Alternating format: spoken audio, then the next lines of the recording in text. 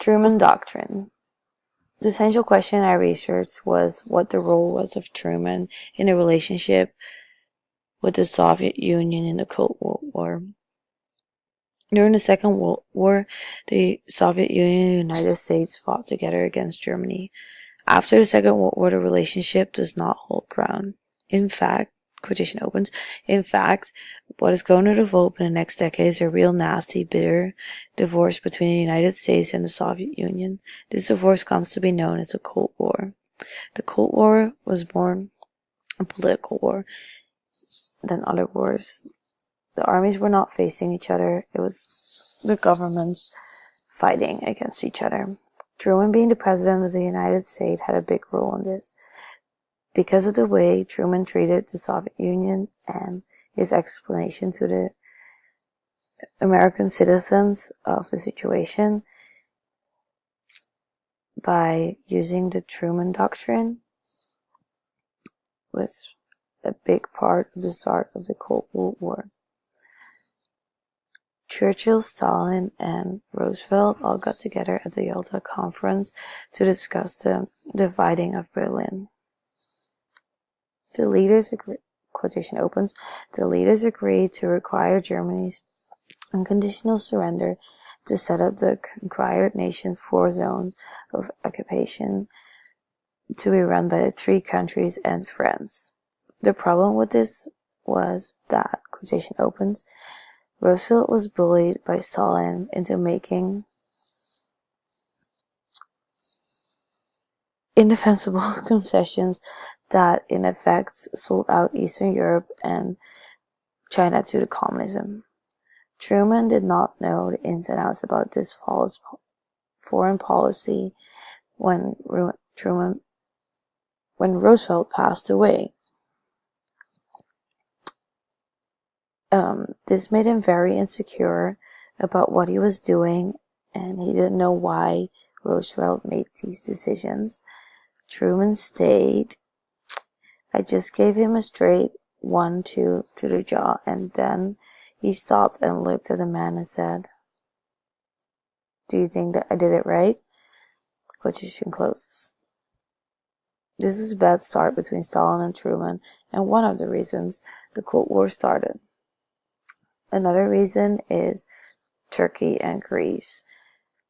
The Soviet Union wanted to transport oil from Iran to the Soviet Union through Turkey because they have the Turkish Straits here.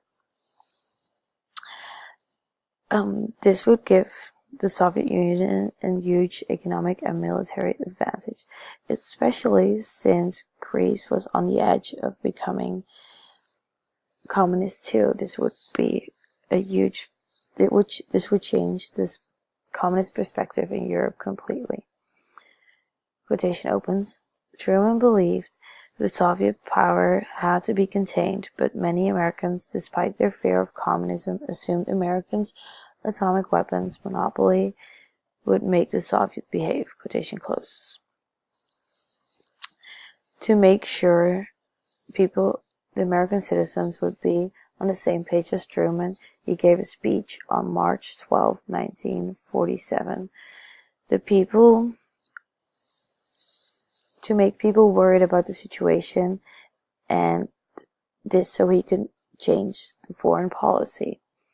In his speech he states, "It must be the policy of the U.S. to support free people who are resonating communism by outside pressure and armed minorities."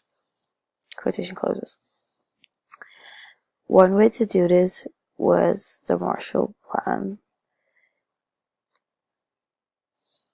Quotation opens. A 4-year plan to reconstruct cities, industries, and infrastructures heavily damaged during the war, and to remove the trade barriers between the European neighbors, as well as to foster commerce between those countries and the United States.